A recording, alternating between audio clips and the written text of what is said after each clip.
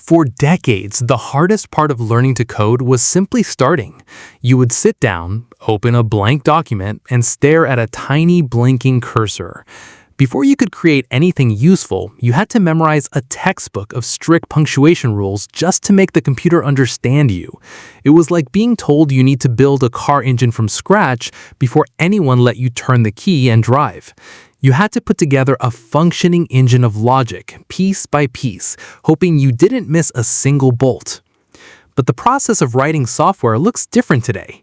Thanks to artificial intelligence, beginners stepping into the world of programming no longer have to assemble the engine by hand.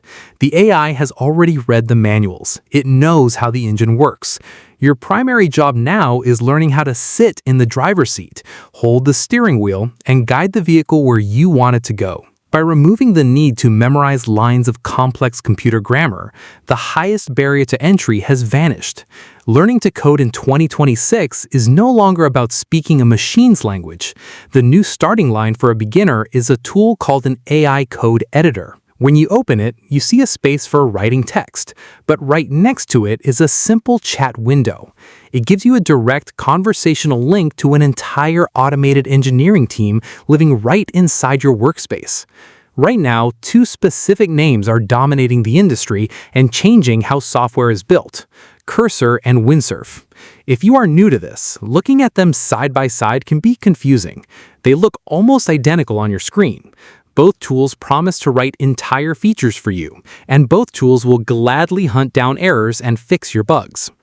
Beneath that surface, they have opposite philosophies. They disagree on how much of the actual typing the AI should handle on its own versus how much supervision you should provide along the way. Your choice between Cursor and Windsurf depends on the kind of relationship you want to have with your new AI teammate. Let's start with Cursor. The philosophy behind Cursor keeping you in control of the development process. Think of Cursor as a patient driving instructor sitting in the passenger seat. They have a second set of pedals and can help you steer, but they will never grab the wheel and drive away without you. This flowchart shows how that collaboration works. The AI will write a piece of code for you, maybe a new button for your website, but then the process halts at a review gate. The code will not become a permanent part of your project until you look it over and give the final approval. When you ask Cursor to build something large, like a complete website, it builds that structure step by step. It'll suggest a layout, wait for your approval, suggest a color scheme, and wait again. You build the structure together block by block. Because the AI moves at your pace, it gives you a chance to ask questions. If there is a bug crashing your program, you can ask Cursor to explain why the error happened in plain English, instead of just fixing it silently in the background. This guided rhythm keeps you in the driver's seat. You get to build real software while learning the logic and rules of the road along the way. Windsurf takes a different approach. Its philosophy is built on aggressive automation. If Cursor is a driving instructor, Windsurf is a self-driving car. You simply enter a destination, take your hands off the wheel, and let the machine navigate the turns on its own. Windsurf works like an independent worker who takes one instruction and finishes the whole job on their own. Instead of breaking things into tiny steps for you to approve, it tries to complete large goals based on a single starting prompt. Take a look at this diagram showing the Windsurf workflow.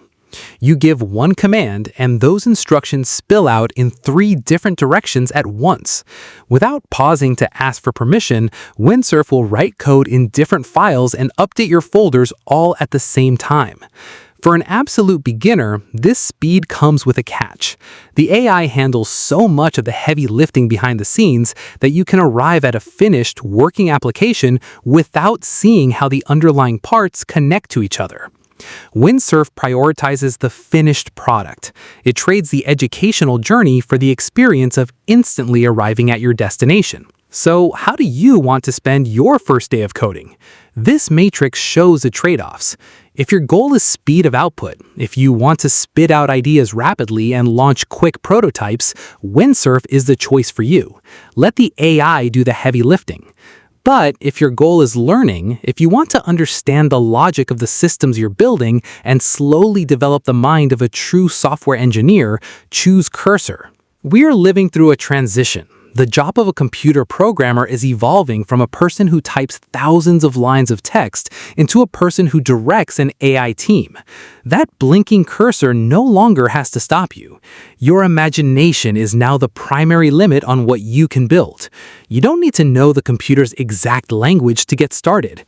You just need to know what you want to create. So, what kind of app are you going to direct your AI teammate to build today? Let me know your ideas down in the comments.